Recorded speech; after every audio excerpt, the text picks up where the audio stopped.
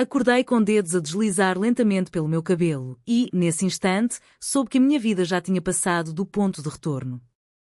Durante alguns segundos, fiquei imóvel, presa entre o sono e a lucidez. O quarto estava mergulhado numa penumbra suave, cheirava a lençóis limpos e a um perfume masculino que eu conhecia bem demais. Pensei que fosse um sonho tardio, desses que aparecem quando o corpo se lembra do que a alma tentou esquecer durante anos. Mas a mão não desapareceu. Desceu com cuidado pelo meu pescoço, pousou no meu ombro nu, quente, real. Abri os olhos devagar. Ao meu lado, na cama da minha filha, estava Miguel. O marido da Inês. O homem que eu devia proteger, não sentir. Como cheguei ali não foi um acidente. Foi uma sequência de decisões pequenas, aparentemente corretas, que começaram um mês antes, numa chamada desesperada que recebi em Lisboa, numa tarde em que a chuva batia com força nas janelas. Mãe, estou a perder o controle de tudo. A voz da Inês tremia. Um projeto em colapso, o chefe quer que eu durma no escritório e amanhã ainda vou para o Porto em trabalho por uma semana. O Miguel mal anda depois da cirurgia ao joelho. Sozinho não vai aguentar. Vens, por favor? Eu suspirei, já sabendo a resposta antes de a formular. Sou viúva há 15 anos. Mãe de uma filha só. Ajudar sempre foi o meu papel, claro que vou, filha. Cheguei a Cascais com uma mala pequena, um robe velho e a sensação estranha de que estava a entrar num território frágil. Miguel abriu a porta apoiado em muletas. Continuava alto, com aquele sorriso calmo e os olhos escuros que transmitiam segurança.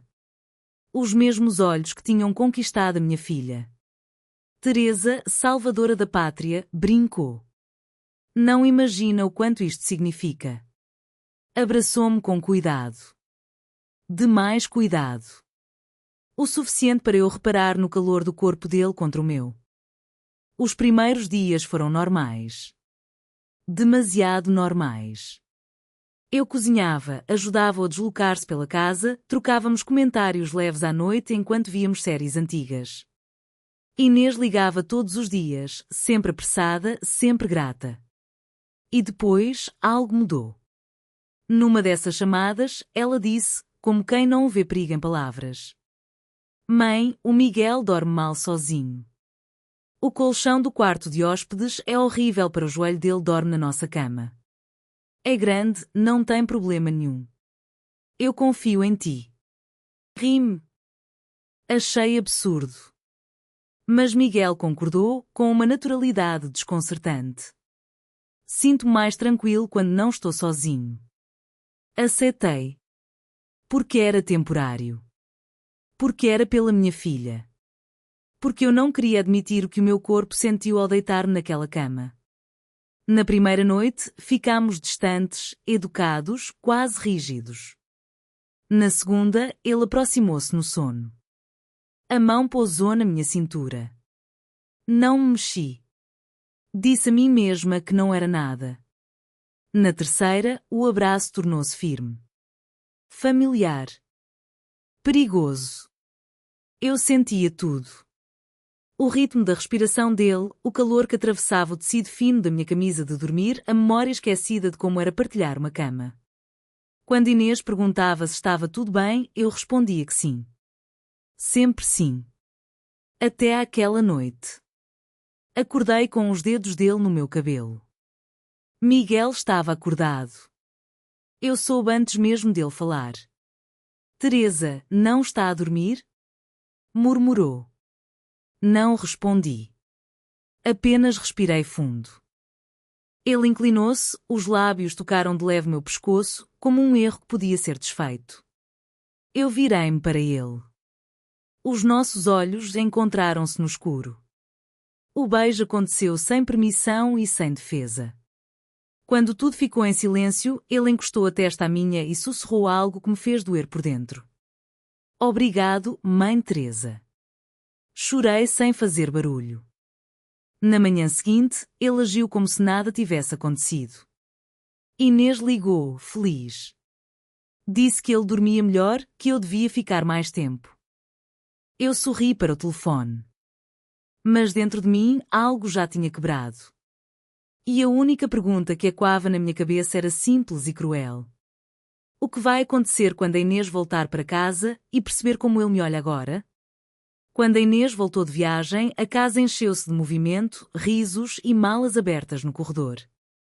Eu estava na cozinha quando ouvi a porta bater e, segundos depois, senti os braços dela à minha volta apertados demais. Mãe, eu não sei como teria sobrevivido sem ti. Sorri, mas o meu corpo ficou tenso. Atrás dela, Miguel observava em silêncio. O sorriso era o mesmo de sempre, educado, quase tranquilo. Mas os olhos não eram para todos. Eram para mim. E isso bastou para eu desviar o olhar. Naquela noite, eles fecharam-se no quarto cedo, celebrando o regresso. Fiquei sozinha com uma chávena de chá frio nas mãos, sentada à mesa da cozinha, ouvindo através da parede o som abafado da intimidade deles. Cada riso da Inês era como um golpe leve, mas constante, no meu peito. Não era só dor. Era algo mais confuso, mais vergonhoso, que eu não queria nomear. Dormir no quarto de hóspedes não ajudou. O sono não veio. Revivi cada toque, cada respiração contida, cada silêncio pesado das noites em que ele esteve ao meu lado. Quando a minha mão desceu instintivamente pelo corpo, parei de imediato, com lágrimas nos olhos. Isto tem de acabar, repeti em silêncio. Na manhã seguinte, Inês saiu cedo para o trabalho. Miguel ficou em casa. O joelho ainda doía. Sentámo-nos frente a frente à mesa do pequeno almoço, como duas pessoas que partilham um segredo grande demais para caber entre chávenas e pão quente. O silêncio prolongou-se até se tornar insuportável. Eu penso naquelas noites o tempo todo, disse ele, finalmente, sem me olhar. A minha mão tremeu. Miguel, não devíamos. Eu sei, interrompeu, levantando-se devagar. Aproximou-se por trás e pousou as mãos nos meus ombros. Mas isso não faz desaparecer o que senti. Fechei os olhos quando os lábios dele tocaram a minha têmpora. Foi um gesto simples, quase casto, e ainda assim devastador. A Inês só volta ao fim da tarde, murmurou. Não houve mais palavras. Caminhámos até o quarto deles como quem atravessa uma linha invisível. Ele despiu-me com cuidado, como se eu pudesse desaparecer se respirasse fundo demais. Cada beijo era lento, reverente. Eu sentia-me viva e culpada ao mesmo tempo, dividida entre o desejo e o pânico.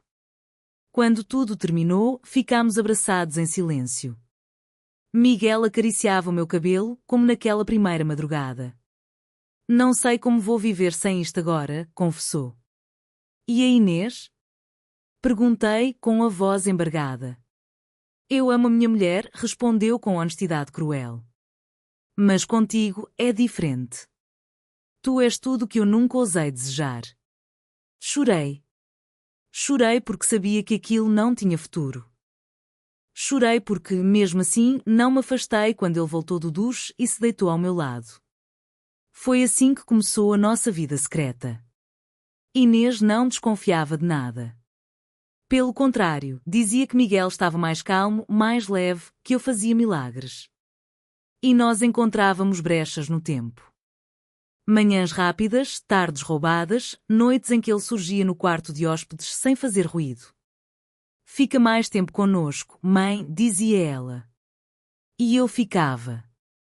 Mas cada sorriso da Inês era um aviso silencioso. Cada toque de Miguel, uma promessa perigosa. E eu sentia, cada vez com mais clareza, que aquela história não podia permanecer escondida para sempre, sem destruir alguém. E eu não sabia se estava pronta para pagar esse preço.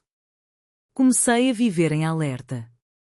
Cada som no corredor fazia-me prender a respiração, cada mensagem da Inês no telemóvel parecia pesar mais do que devia. A nossa rotina secreta não tinha regras claras, apenas silêncios cúmplices e olhares longos demais. E isso era o mais perigoso. Durante o dia, eu era apenas a mãe prestável. Fazia compras no mercado de Cascais, dobrava a roupa ainda morna, perguntava pelo joelho de Miguel com a mesma voz neutra de sempre. À noite, quando a Inês adormecia cedo por causa do cansaço, ele passava por mim no corredor e deixava a mão tocar a minha por um segundo a mais. Esse segundo era suficiente para me lembrar de tudo. Eu dizia a mim mesma que era temporário. Que assim que o joelho melhorasse, eu iria embora. Que uma mulher da minha idade devia saber quando recuar. Mas o corpo não obedecia às promessas da razão. Houve um jantar que quase nos traiu. Estávamos os três à mesa. A Inês falava animada sobre um novo projeto, gesticulava, ria. Miguel olhava para ela, mas eu sabia, sentia, quando o pensamento dele escapava. A perna dele roçou na minha debaixo da mesa. Um toque mínimo. Quase acidental. Senti um arrepio subir-me pela espinha. Está tudo bem, mãe? Perguntou ela de repente. Engoli em seco. Claro, filha. Só estou um pouco cansada. Miguel baixou os olhos. A culpa passou pelo rosto dele como uma sombra rápida. Nessa noite, não houve visitas furtivas. Nenhum passo leve no quarto de hóspedes. Fiquei deitada, acordada, encarando o teto, sentindo uma mistura estranha de alívio e vazio. Percebi então algo que me assustou mais do que qualquer risco, eu sentia falta dele. 2 dias depois, Inês anunciou que iria passar o fim de semana fora, na casa de uma amiga em Sintra. Disse-o com naturalidade, sem suspeita alguma. Assim vocês descansam um do outro, brincou. Miguel, não abuses da minha mãe. Sorri. Miguel também. Mas quando a porta se fechou atrás dela, o silêncio que ficou na casa era denso, quase elétrico. Não aconteceu nada de imediato. Passámos horas separados, cada um fingindo ocupar-se de pequenas tarefas. Ao final da tarde, encontrei-o na sala, sentado no sofá, o olhar perdido. Teresa chamou-me pelo nome pela primeira vez sem hesitação. Isto está a consumir-me. Sentei-me ao lado dele, mantendo uma distância que parecia absurda depois de tudo. Também a mim, confessei. Tenho medo todos os dias. Ele virou-se, apoiou o braço no encosto do sofá, aproximando-se. Não quero magoar a Inês. Nunca quis. Mas também não consigo fingir que isto não existe. As palavras dele tocaram mais do que qualquer gesto. Porque diziam exatamente o que eu sentia. Talvez o melhor seja eu ir embora, murmurei. Antes que seja tarde demais. Ele fechou os olhos por um instante. E depois? Fingimos que nunca aconteceu? Não respondi. Porque não tinha resposta. Nessa noite, ficámos juntos sem pressa, como se o tempo estivesse suspenso. Não houve urgência, nem promessas. Apenas a necessidade silenciosa de estar perto. Quando adormeci, soube que estava a gravar aquele momento na memória como quem se despede de algo precioso. Na manhã seguinte, acordei sozinha. Miguel tinha deixado um bilhete na mesa da cozinha. Fui caminhar um pouco. Precisava pensar. Fiquei a olhar para o papel durante longos minutos. Um pressentimento apertou-me o peito. Pela primeira vez desde que tudo começara, tive medo não de ser descoberta, mas de o perder. E, no fundo, eu sabia, qualquer decisão a partir daquele ponto iria partir um de nós em dois. Talvez todos. Miguel voltou ao fim da manhã. Reconheci o som da chave antes mesmo de o ver. O meu corpo reagiu primeiro do que a razão. Ele entrou devagar, como quem não sabe se ainda é bem-vindo naquele espaço invisível que tínhamos criado. Desculpa, disse apenas. Precisava de ar. Assenti. Não me aproximei. Havia algo no rosto dele que me dizia que aquela conversa ia mudar tudo. Sentámo-nos frente a frente, na mesma mesa onde tantas vezes fingimos normalidade. O sol entrava pela janela, indiferente ao caos que eu sentia por dentro. Pensei muito, começou ele. Em ti. Na Inês. Em quem eu sou quando estou contigo e em quem finjo ser quando ela está aqui. Segurei a chávena com força. E chegaste a alguma conclusão? Ele respirou fundo. Não posso continuar assim. Não é justo para ninguém. As palavras doeram, mesmo sendo as certas. Então, isto acaba aqui? Não sei como acabar algo que já me mudou, respondeu com honestidade crua. Mas sei que não posso pedir-te que fiques presa a um segredo que não te pertence. O silêncio caiu entre nós. Pela primeira vez, senti algo parecido com dignidade a atravessar a dor. Eu vou embora, disse, finalmente. Hoje. Miguel levantou-se de imediato. Teresa? Não, interrompi, com a voz firme apesar do nó na garganta. A Inês é minha filha. Tu és o homem dela. E eu não quero ser mulher que ela nunca poderá perdoar. Ele aproximou-se, mas parou a meio do caminho, respeitando a distância que eu impus. Nunca vou esquecer o que fomos, disse baixinho. Nem eu, respondi. E talvez esse seja o castigo. Arrumei a mala em silêncio. Cada peça de roupa parecia carregar uma memória. Quando Inês chegou mais cedo do que o previsto, encontrou-me no corredor. Mãe? O que se passa? Sorri com um esforço que quase me partiu. Preciso voltar para Lisboa. Já fiquei tempo demais. Ela abraçou-me forte, sem suspeitar de nada. Obrigada por tudo. A sério. Miguel ficou à porta do quarto, imóvel.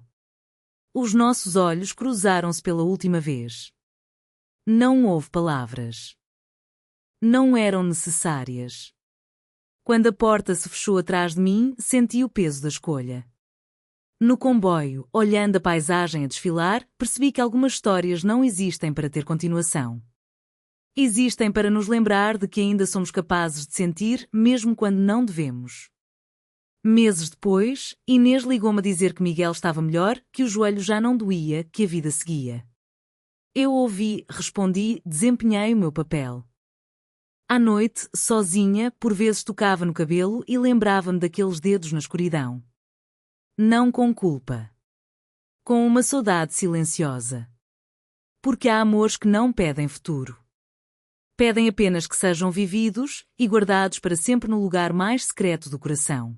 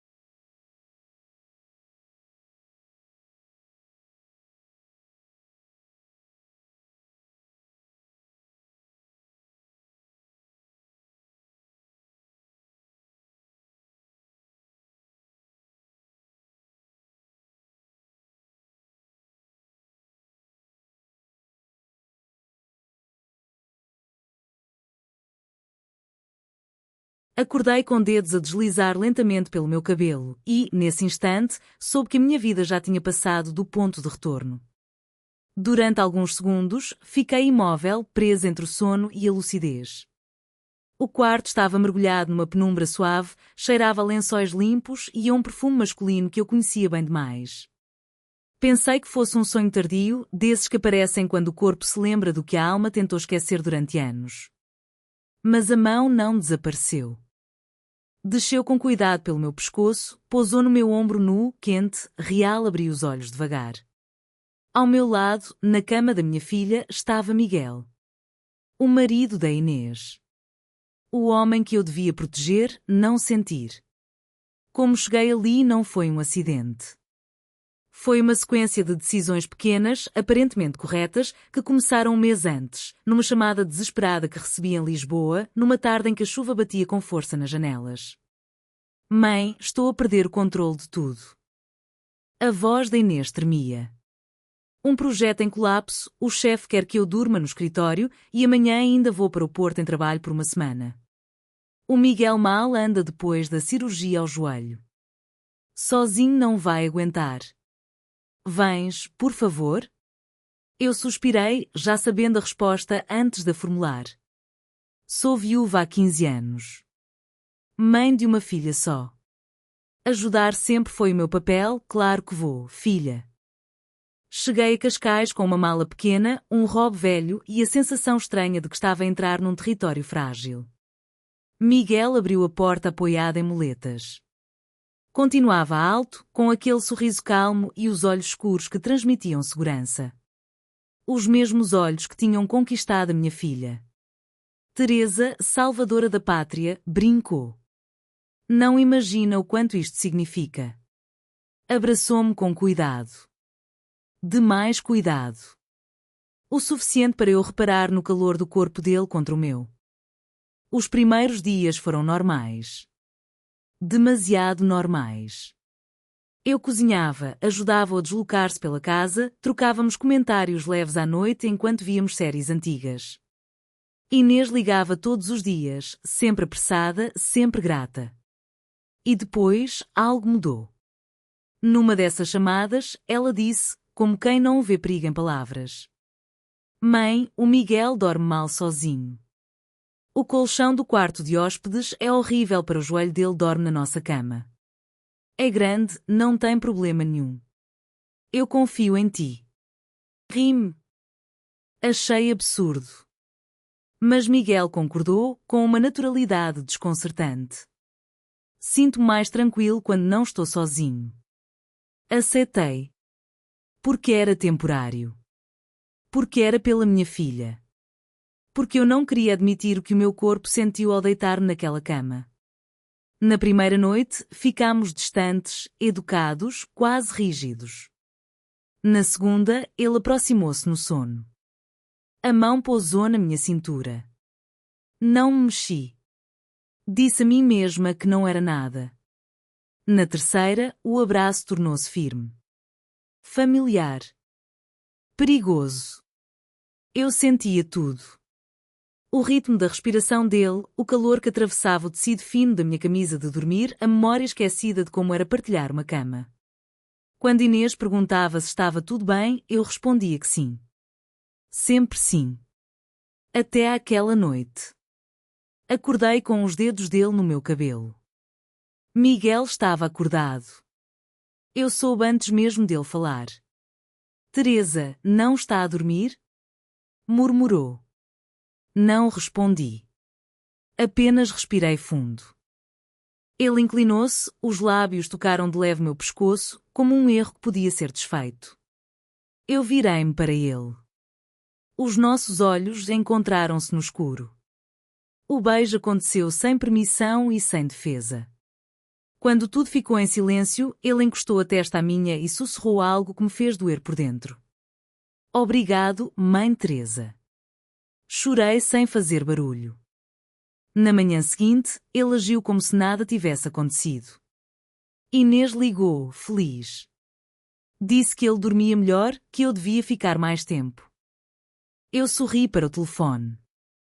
Mas dentro de mim, algo já tinha quebrado. E a única pergunta que ecoava na minha cabeça era simples e cruel. O que vai acontecer quando a Inês voltar para casa e perceber como ele me olha agora?